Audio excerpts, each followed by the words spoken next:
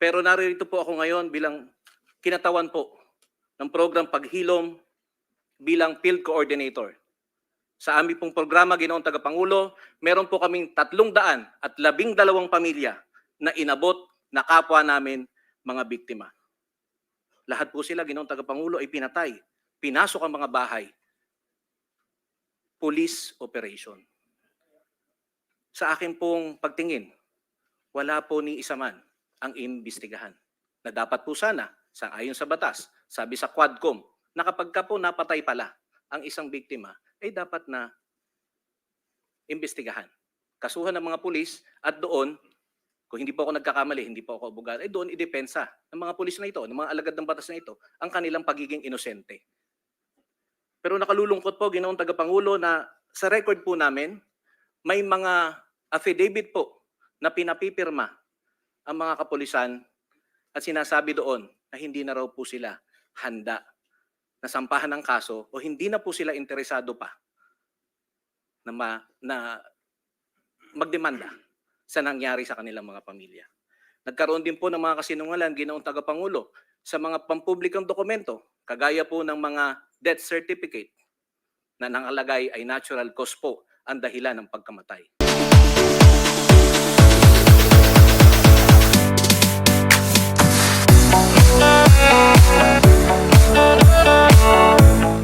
Wassalatu wassalamu Allah Rasulillahi. Assalamualaikum warahmatullahi wabarakatuh.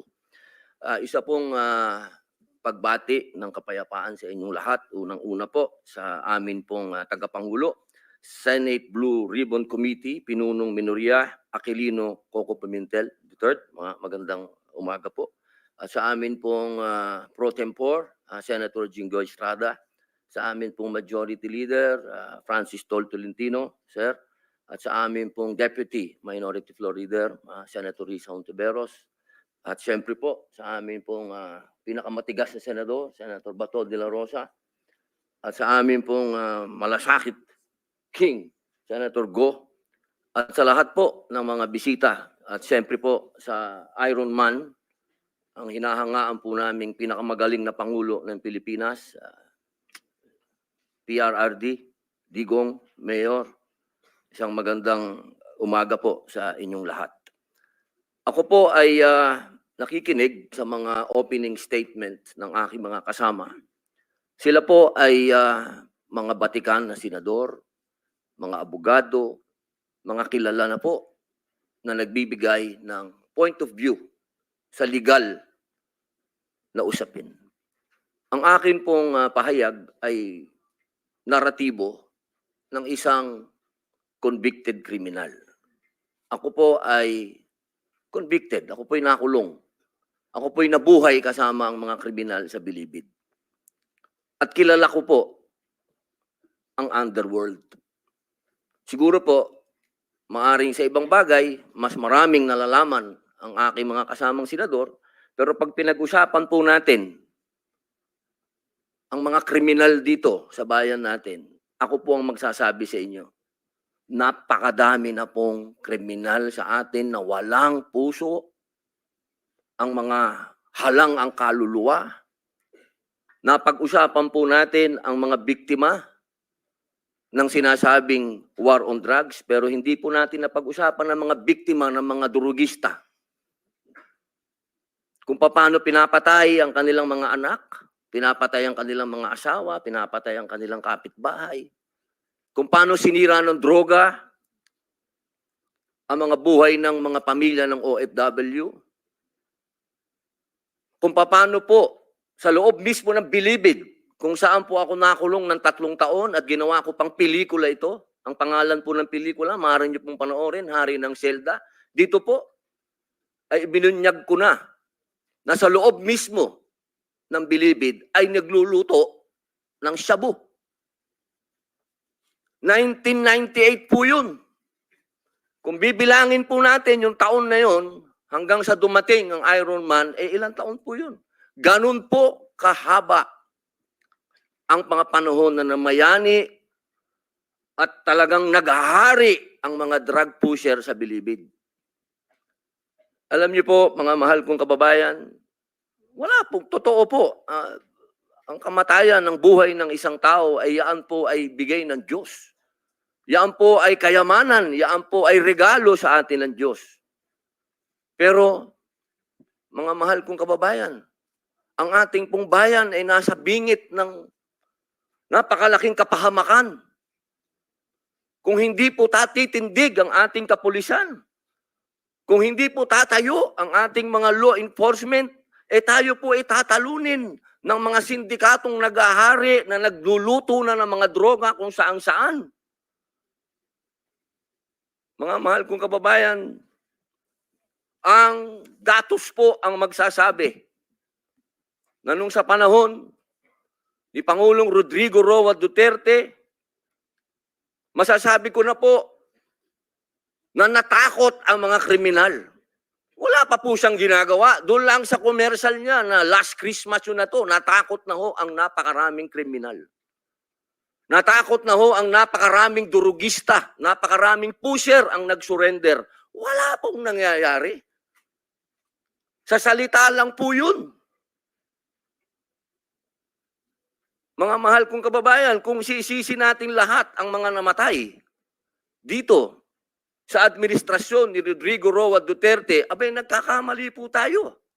Alamin po natin kung ano ang drug underworld, kung ano ang mga drug syndicates.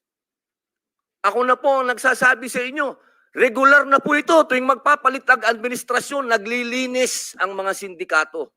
Magkakaroon talaga ng maraming mamamatay dahil naglilinis. Para pagpasok ng bagong administrasyon, yung kanilang mga alagang, mga kriminal, mga alagang, mga pusher, mga tapos na. Sana po, sa usapin na ito, maging realistic po tayo, mga mahal kong kababayan. Kung kailan ba natin na ibalik sa mga kababayan natin ang kalsada. Nung panahon na yon, nagiinuman sa tabi, nakahubad, ang mga babae hindi makapaglakad, hindi ka makapaglakad ng may cellphone ka, aagawin ng cellphone mo, loob ng bahay mo, papasukin ka. Mga kababayan naman, huwag naman nating haluan ng politika ito. May mga bagay dito sa mundo na kailangan maging realidad tayo. Buong mundo, problema ang droga. Kung walang tatayo para lumaban dito, paano na ang kinabukasan ng mga anak natin? Paano na ang kinabukasan ng bayan natin? Kaya sana po ang inihiling ko sa lahat dito sa pagdinig na ito, iwasan ng politika at tingnan po natin kung saan talaga tayo tutungo ang bayan natin. Mga kababayan, lubog na po tayo sa utang, lubog pa tayo sa tubig, pati ba naman sa ganito, lubog pa rin tayo. Yun lamang po, maraming salamat po. Alam mo, matagal ako nagturo sa aming bayan sa Police Academy. When I was a prosecutor, to augment my income, noon na bago akong kasal, nagturo ako sa police. Ang sinabi ko talaga sa kanila, when you are arresting a criminal, you are not supposed to request him to surrender. Rather, you have to overcome the resistance. However, pag ayaw, it's the duty of the police is to overcome the resistance kung ayaw mag-surrender. At kung may baril, at kung tingin mo, sabi ko sa mga pulis doon sa academy, mamamatay ka, barilin mo. Barilin mo sa ulo. Patayin mo at least one less criminal in the community. Yun ang utos ko when I was a fiscal And I was a professor doon sa Police Academy. Yun ang turo ko sa kanila. No quarters given, no quarters asked. Criminal ito.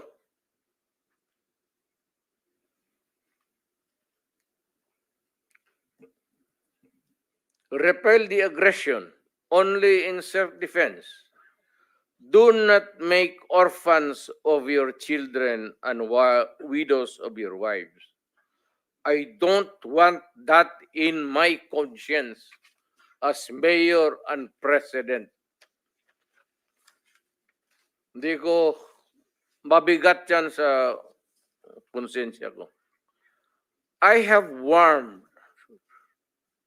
But before that, my job as president was never easy. And it was not meant to be.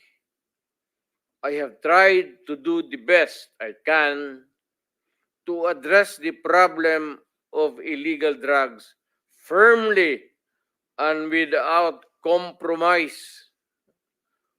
For all of its successes and shortcomings, I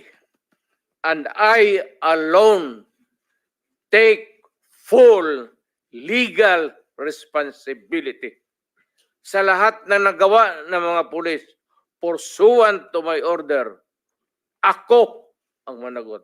At ako ang makulong. Huwag yung pulis na sumunod sa order ko. Kawawa naman. Nagtatrabaho lang. Randy, yes. Please give us your testimony. Senator or statement. Pimentel. Yes. Senator Pimentel. Yes. I just want to make a manifestation, if you Go will ahead, allow go ahead, me. go ahead. Sorry, Mrs. Sandila Santos. Yes, go ahead. Senator Villar. I just want to manifest that the first request to our family when President Duterte became president in 2016 was to build a drug rehabilitation center in Las Piñas. He came to inaugurate the drug rehab center. My only disappointment is that the complaint of the people that it is hard to enter, to be admitted in the drug rehab center. That's all, Mr. President. Sa lahat po ng miyembro ng Blue Ribbon Committee at sa mga resource person na naririto po ngayong umaga. Ako po si Randy De Los Santos, ang tiyuhin po ng napaslang na 17 taong gulang noong August 16, 2017. Nagkaroon po ng isang police operation, Ginoong Tagapangulo, sa aming lugar. At sabi ho ng mga pulis sa kanilang report ay bumunot ng barel, lumaban si Kian De Los Santos. Sa pagdinig ng mga kaso, hindi ho yun totoo. Napatunayan po namin sa korte na si Kian ay hindi nanlaban at pinatay, intensyonang pinatay ng mga pulis. Mga ilang araw, Ginoong Tagapangulo, habang nakaburo lang aking pamangkin, naglabas po ng kasinungalingang statement ang pamunuan po ng PNP. At noon po ay pinamumunuan ng ating kagalang-galang na senador, Bato de la Rosa. Ang sabi po dun sa statement ay yung tatay daw po at yung uncle ay kilala sa aming lugar na siga, kinatatakutan at nagbebenta ng droga at ginagamit po si Kian De Los Santos bilang tagapagbenta nito. Ginoong Tagapangulo, totoo po, kilala ho kami sa aming lugar, pero hindi po konektado sa illegal na droga. Kilala ho kami bilang mga saksi ni Jehovah na nagbabahay-bahay, kumakatok sa mga pintuan at nagbabahagi ng salita ng Diyos. Marahil ang kagalang-galang na Senador Robin Hood Padilla ay makakapagbigay po ng kanyang pananaw sa kung ano hubang uri ng pagkatao kaming mga saksi ni Jehovah. Brother, magkasama tayo noon. Kasama ko po ang inyong ina. Ginoong Tagapangulo, marahil po ang malisyoso at maling pagbibintang na ito ay nakaapekto po sa amin. Inalis po ako sa trabaho, Ginoong Tagapangulo, dahil sa maling akusasyong ito. May mga magulang ho ako, may anak ako. Dahil sa statement na yon, na di umano, marahil, pinanggalingan, ay sa Intel daw po. Eh, ang laki-laki ho ng budget ng Intel eh. Eh bakit ho ganun? Tinanggal ho ako sa trabaho. Dahil po dyan, binalot ng takot ang aming pamilya. Namamarkahan sa publiko at sa national TV na kami po ay identified bilang taga-benta ng droga. Noong panahon yun, nakakatakot na ho eh. Baka kami na ho isunod. Dahil ho dyan, ang aking kapatid ay kinuha po ng Public Attorney's Office para dalhin sa WPP. Teka lang po, naiwan po ako sa labas. Ako ho ay tiyuhin eh. Bakit hindi ho ako sinama? Sa mga panahon yun, ginoong tagapangulo, takot po ako. Dahil markado na ho ako eh. Pero narito po ako ngayon bilang kinatawan po ng program Paghilom bilang field coordinator. Sa aming pong programa, ginoong tagapangulo, meron po kaming 312 pamilya na inabot na kapwa namin mga biktima. Lahat po sila, ginoong tagapangulo, ay pinatay. Pinasok ang mga bahay. Police operation. Sa akin pong pagtingin, wala po ni isa man ang imbestigahan. Na dapat po sana, ayon sa batas, sabi sa Quadcom, na kapag ka po napatay pala ang isang biktima, ay dapat na imbestigahan. Kasuhan ng mga pulis at doon, kung hindi po ako nagkakamali, hindi po ako abogado, ay doon idepensa ng mga pulis na ito, ng mga alagad ng batas na ito, ang kanilang pagiging inosente. Pero nakalulungkot po, ginoong tagapangulo, na sa record po namin, may mga affidavit po na pinapipirma ang mga kapulisan at sinasabi doon na hindi na raw po sila handa na sampahan ng kaso o hindi na po sila interesado pa na magdemanda sa nangyari sa kanilang mga pamilya. Nagkaroon din po ng mga kasinungalan, ginoong tagapangulo, sa mga pampublikong dokumento, kagaya po ng mga death certificate na nangalagay ay natural cause po ang dahilan ng pagkamatay. Pero meron po kaming Project Arise na kung saan yung 5 taon na pag-i-expire po ng mga kapwa namin biktima na wala pong kakayanan para ipagpatuloy sila sa kanilang pinaglibingan, ito po yung ine-exhume namin. Dinadala ho namin kay Dr. Fortun. Kahit po buto na, nagsasalita pa ng katotohanan. At isa na ho rito, ginoong tagapangulo, Your Honors, ay yung matapos po yung 5 taon na renta po ni Kian De Los Santos, in-exhume ho namin yun eh. Tapos po, dinala kay Dr. Fortun. Akala ho namin, okay na eh, naimbestigahan na ho eh. Pero may bala pa po. At ito po yung on record, maaari po nating tanungin si Dr. Fortun sa kanyang mga natuklasan. Ginoong tagapangulo, ako po bilang kinatawan ng aming pamilya, ng aking kapatid, nag-usap po kami bago po ako magtungo sa kagalang-galang na kumiting ito. Ano bang aking sasabihin doon, Tol? Ano bang gusto mong iparating sa ating kagalang-galang ng mga senador at sa ating tagapangulo? Dismayado po ang kapatid ko, ginoong tagapangulo, sa nangyari. Hindi pa ho namin nakukuha ng buo ang hustisya. Kung maaalala po ninyo, 3 po yung aming isinampang kaso laban sa mga kapulisan. Murder, planting of evidence ng baril, at planting of evidence ng droga. Ginoong tagapangulo, napatunayan na ho namin ito sa korte. Tila maila pa rin po yata sa amin ng hustisya. Nanalo ho kami sa RTC. May gawad po na danyos, hindi pa ho namin nakakuha ito. Ginoong tagapangulo. Ang kapatid ko ho ngayon na stroke. Kalahati ho ng katawan niya ay lantang gulay. Sa mga bagay pong ito, ginoong tagapangulo, at bilang kinatawan po, bilang field coordinator ng program Paghilom, nais ko pong ipabatid sa inyo na lahat po ng 312 na mga pamilya na sa aming pangangalaga, hindi ho sila nanlaban, ginoong tagapangulo. Ako po mismo ay personal na pumisita sa kanilang mga burol noong mga panahon na nakaburol ito. At nakakwentuhan po sila. Naalala ko po, pahihintulutan po ninyo, yung binanggit ng aking kaibigan na Jehovah's Witnesses noon. 1 minute, sir. Yes, Tuloy, sir. go ahead. Na Jehovah's Witnesses noon. Ang sabi daw po ay, kapag ka namatay ang isang tao, makikilala mo kung sino siya. Sa burol, buti nga, namatay yung taong yan, napakasalbahe niyan eh.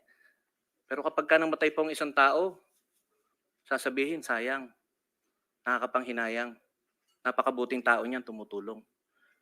Marahil ito po ang naobserbahan ng ating mga media na naririto, na halos 2 linggo nag-cover sa burol ni Kian. Marahil po nagtanong-tanong kayo, Ginoong Tagapangulo, sa karakter ni Kian de los Santos. Hindi ho siya. Wala ho siya sa listahan. Hindi po siya, Ginoong Tagapangulo, nagbebenta ng droga. Inosente po at nag-aaral po ang aking pamangkin sa isang pribadong paaralan na kahit po medyo may kataasan ay ginagapang po ng aming pamilya. Nasa ibang bansa ang aking hipag upang mangibang bayan, OFW po, para maglaan ng pangangailangan. Thank you. Thank you. Maraming salamat po. Mr.